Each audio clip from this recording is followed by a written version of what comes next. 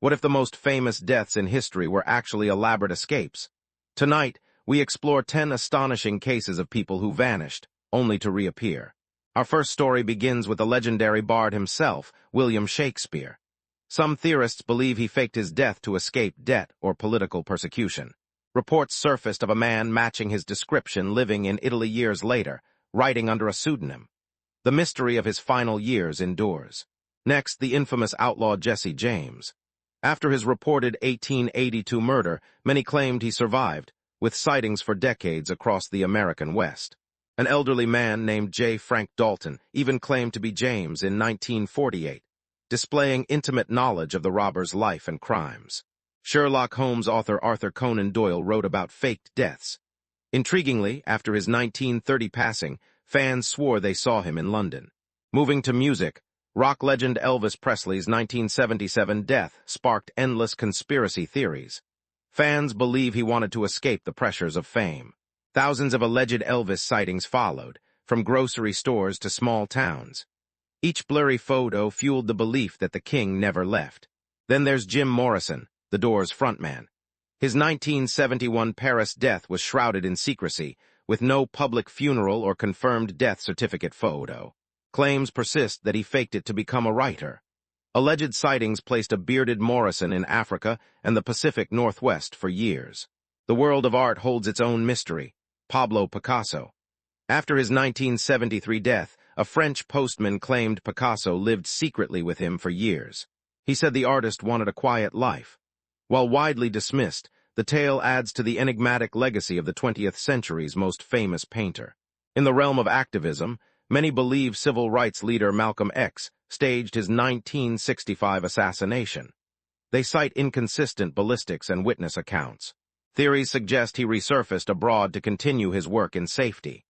This belief persists as a testament to his enduring, almost mythical, stature. Hollywood has its tale with actor Andy Kaufman. The eccentric comedian's 1984 cancer death was met with instant skepticism by fans and friends. They argued it was his greatest performance. Years later, a woman resembling his character appeared, sparking renewed debate about his ultimate prank. From the world of finance, billionaire investor Michael Rockefeller vanished in 1961 in New Guinea.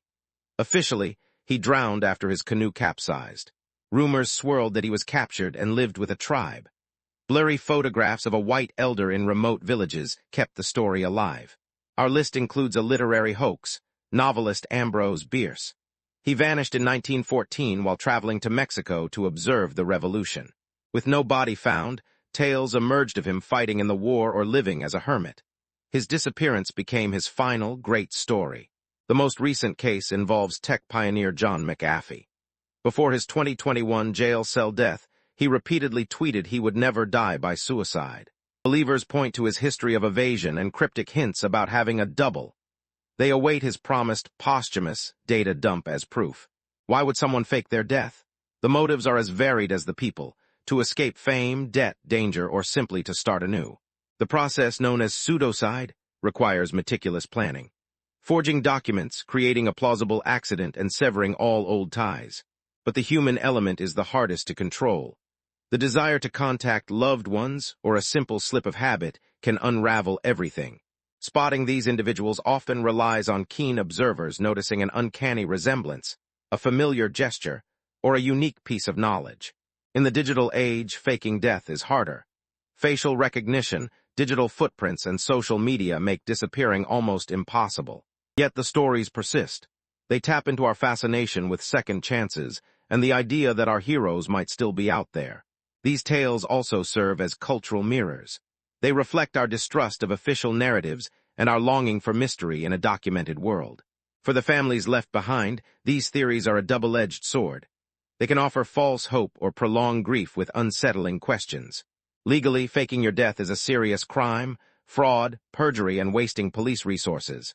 The new life comes with the constant fear of exposure. So are any of these stories true? Most lack conclusive proof, but they endure because they challenge the finality we associate with death. They remind us that history is not always a closed book. Sometimes, it's a story waiting for a new chapter to be discovered. Perhaps that's the greatest allure. Not proof, but possibility.